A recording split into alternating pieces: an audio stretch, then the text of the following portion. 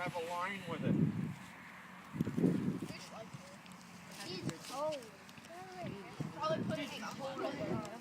Yeah, something else when you're doing this tapping, you should be dressed for it. Have a warm jacket on, and if it's raining, of course, have a raincoat. So I have 4 traps that you'll be putting out here, and if you use a half a piece of bread per trap, that's fine. Okay, what you do is take a half a piece of bread and you just break it up into 3 or 4 pieces, okay? That looks like old bread. It doesn't matter what kind of bread it is, it doesn't matter how fresh it is, just bread.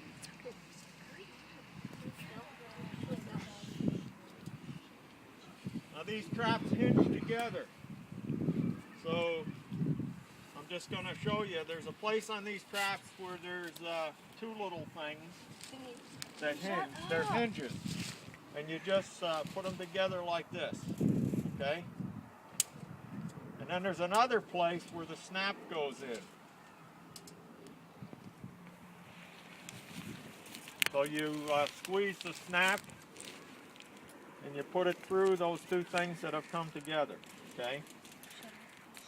And then you've got the line, and you should always keep the line from getting knots in it. If there's knots starting to get in it, get it out before it gets tightened. And then you're going to be looking for a place to set the traps. And like we said in the classroom, now you want to, if you're putting them together, you're going to want to have some bread in there before you put them together. So this man right here has some bread if you want to get some bread from him. I'll show you now how to set these traps. And one important thing is that you want the current going in the direction of the trap, like this. You want, you know, if the water's flowing like this here, you want the trap set like this, not like this, okay? Because the fish are going to be facing upstream into the current, and they're going to smell the bread, and they're going to go upstream, and you want them to hit the funnel, where they go in the hole. And it's easy to go in the funnel, but it's harder to get back out. They'll end up in the corners of the trap, okay? So when you're setting the trap, you're again going to be looking for a calm area, like right along the shore here. So you wouldn't want it to be out there in the swift water. You want it to be closer to the shore. And it's handy to have a pole. When you throw it in, it may not land exactly right. A pole can be used to maneuver it around. But the other thing is, too, if it doesn't land just right, you just pull it out and throw it in again. So I'm just going to, and of course you want to have a good grip on the end of your line when you throw it in, right? Yeah. So I'm just going to demonstrate how to do that. That was a good grip on the Indian.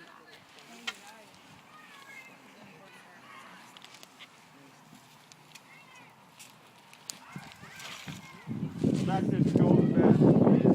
I could use, Chris, can you get out of the way? Right here, you had a long stick.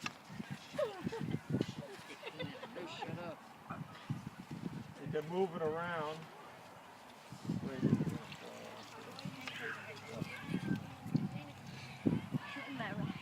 Shut up. Okay.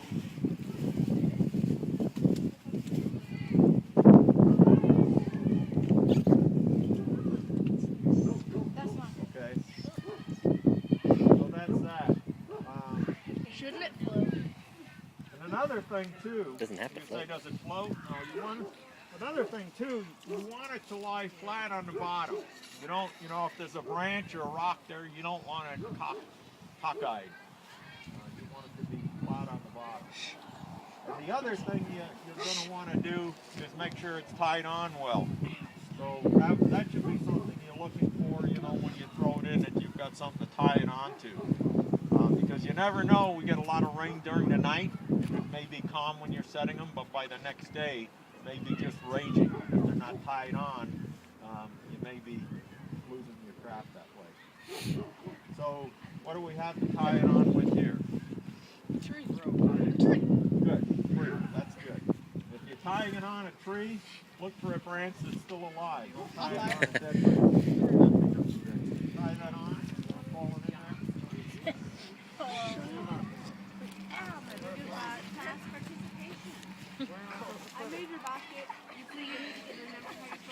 Glenn, do you Okay, want all so the we traps along right here? Will that work? We'll just set them along here. We've got another tree over here. Would you like to throw that one in? Can I throw one? Yeah, Here, Chris. Chris, take mine. The first thing you do is take the trap and pull it up and see if there's any fish in it, okay? If there's any fish in it, what you're going to do is take a bucket with some line on it and throw it into the water and get some water in the bucket. The trap with the fish in it, you're going to turn it like this so all the fish are in the bottom, and then you're going to take it apart, okay? So all the fish are going to be in there. You're not going to take it apart like this and the fish are going to maybe flop out and fall on the ground. You get them all down in the bottom. You take it apart and then you just dump the fish into the bucket, okay? You've already got water in the bucket. And then what you're going to do, if you're like that's a steep bank there, you're not going to deal with the fish right on the bank. You're going to take the bucket with the fish and you're going to bring it up here where it's nice and level and you got more room. And then what you want to do is put the fish in the jar to identify them, okay? I didn't get a real lot of water in here. Generally you'd want to maybe fill it up, you know, to about here or so. You don't need a lot, but I didn't get that much. Oh my God. And then what you're going to do is put water in the jar. And again, it helps to have, you know, nice clean water if you're identifying it, okay? And then what you want to do is get the fish in the jar to identify What it. if you got like a third? Just pour all the water. How much time? And you, if you've got a lot of fish to begin with, when you're not maybe that great at identifying them, you want to do them one at a time, okay? So you know what you're identifying. And you're going to be counting these fish, the ones from each trap. So,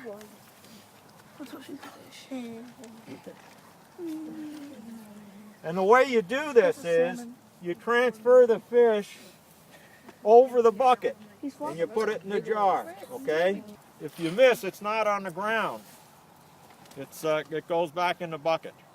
There's another fish in there. That's a cutthroat. And I think probably we could stand some clearer water to identify it.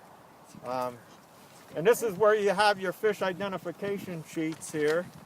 And there's not that many different kinds of fish to identify. You know, the fish of interest are the trout and the salmon. That's okay? a salmon. And It's a coho and salmon. some of you, very good, some of you are used to, you know, trout and salmon already. And the distinguishing fin that trout and salmon have is what you call an adipose fin. It's a little tiny fin on the top of the fish toward the back, not the big dorsal fin that sticks up. But that will tell you if it's a trout or a salmon. If it doesn't have that, it's something else. The anal fin? So, no, I'm not talking about the anal fin, that's on the bottom. Okay, so if we know it's a trout or a salmon, you have your sheets. The first thing you want to see, you want to look at that dorsal fin, the big one on the top, and you want to see if it has spots on it or not, okay? And let me see, somebody whose the sun is not in their eyes. Does that have spots on it or not, that big fin on the top?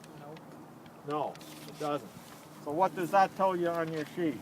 It's a salmon. It's a salmon, okay? And there's two choices there of salmon. And what's the distinguishing mark? What does the coho salmon have? What does it say on the sheet about that, on the coho? Long, narrow, par marks extend well below lateral line. Anal fins, sickle shaped with white leading edge, can be very faint. Okay. Good job. Yeah. So the main thing of those different things that you read, they have the par marks are the vertical marks. They're kind of like bars, and the lateral line goes about through the center of the fish horizontally. So the par marks come way down below that. But the giver away on coho salmon is the anal fin. It says it's sickle shaped. You know what a sickle is, like for cutting grass? It's got a curve to it. Like a side. Okay. Like So the back of that fin, and you can look at the picture there, it's curved. on that anal fin. It doesn't come straight down, it's curved. And that's what you'll see on this fish.